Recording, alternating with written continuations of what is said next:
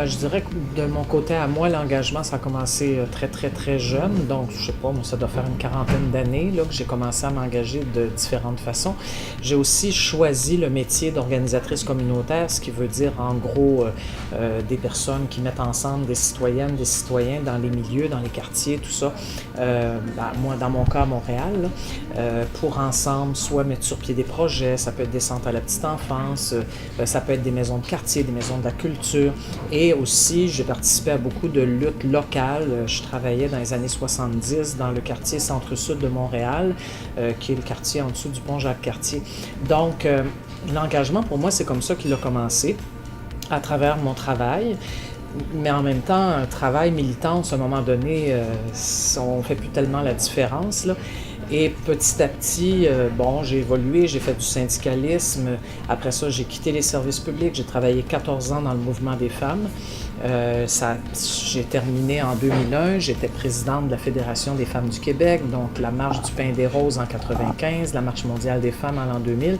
Alors, c'est un peu tout ce parcours-là qui, dans mon cas, repose clairement sur des valeurs fondamentales de justice sociale. Et c'est ça qui m'a amené, à partir de 2000, très, très lentement, à réfléchir à la possibilité de me lancer en politique. Mais très lentement. J'ai réfléchi à ça longtemps, c'était pas évident, donc je comprends les gens qui hésitent, parce que j'ai hésité moi-même. J'avais une bonne crédibilité, puis je me disais, je deviendrai politicienne, c'est les gens les plus mal aimés qu'on puisse imaginer.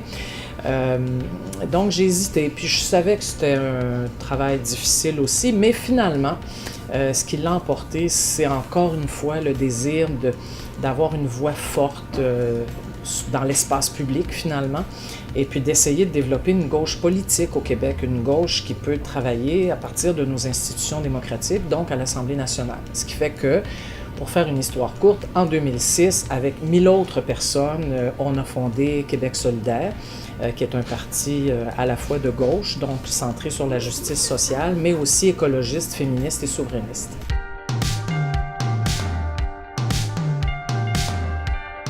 Il faudrait le demander aux gens qui m'entourent. Je suis un tyran. Non, pas tout à fait.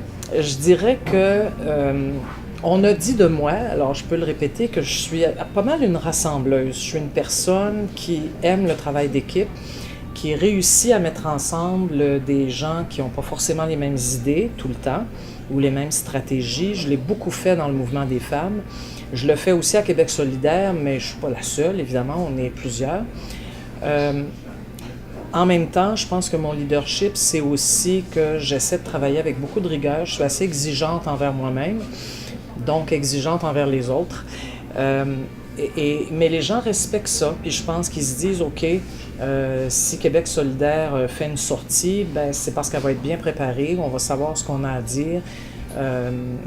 Et là, je pense que je dirais que j'ai un certain, je ne sais pas comment appeler ça, un certain leadership sur les contenus, puis sur la façon de faire aussi, où Québec solidaire veut à la fois dénoncer, mais proposer. Moi, j'ai appris beaucoup tout ça dans le mouvement des femmes. Qu'on peut, oui, critiquer, dénoncer, revendiquer, mais c'est important de proposer, d'avoir des solutions. Et je ne suis pas la seule féministe, évidemment, à Québec solidaire, donc je pense que c'est quelque chose qu'on a imprimé pas mal dans la culture du parti.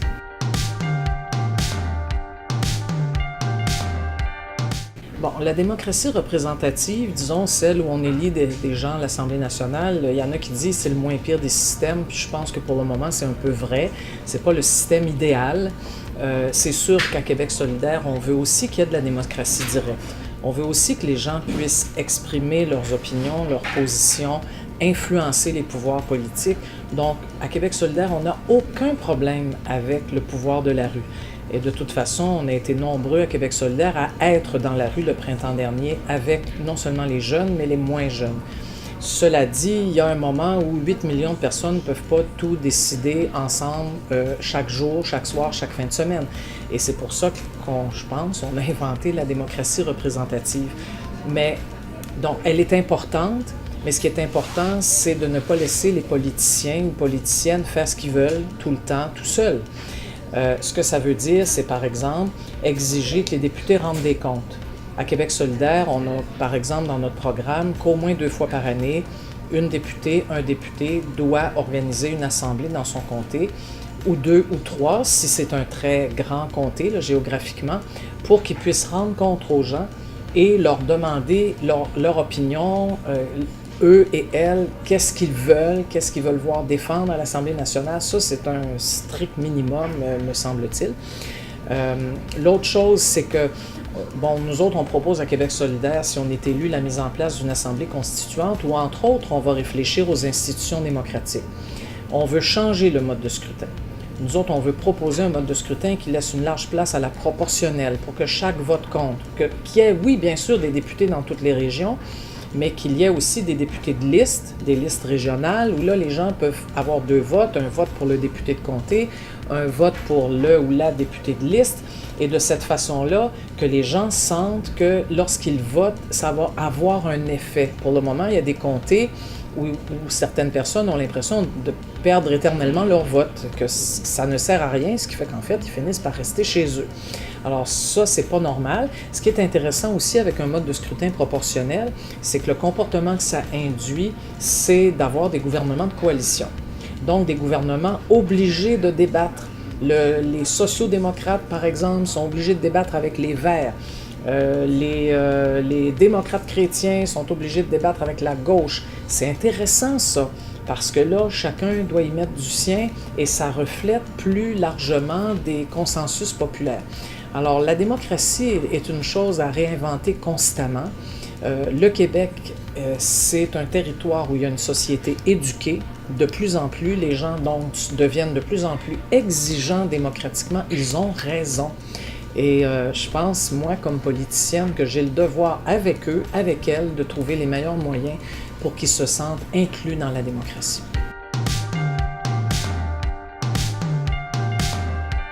Mais la vision globale de l'éducation de Québec solidaire, c'est aussi la mienne, c'est que l'éducation, bien sûr, c'est d'apprendre un certain nombre de connaissances, évidemment, et puis c'est de se préparer un jour à occuper une profession ou un métier. Ça, il faut quand même le reconnaître. Ça fait partie des finalités de l'éducation.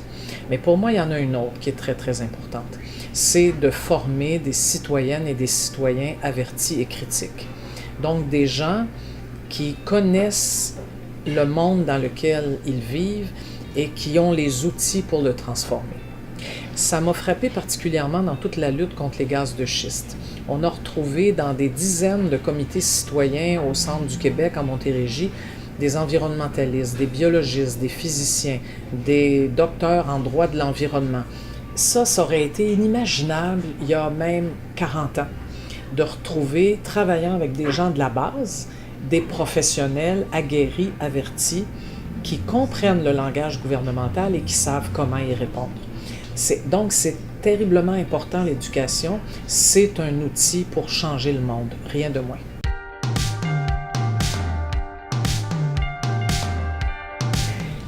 Le 4 septembre, je voudrais qu'on soit bien plus que 57% à voter. Le droit de vote, là, il a été acquis de chaudes luttes par bien des peuples dans le monde et il y a encore aujourd'hui des peuples qui se battent à main nue la plupart du temps pour obtenir ce droit-là, de choisir ses représentants. Les femmes, à travers les siècles, se sont battues pour pouvoir voter. Au Québec, c'est seulement depuis 1940 que les femmes ont le droit de vote. Par respect pour tous ces gens qui ont lutté si fort pour pouvoir voter. Voter, c'est choisir qui va nous représenter, c'est donc choisir les gens avec les programmes qu'ils défendent. Je crois qu'il faut aller voter le 4 septembre.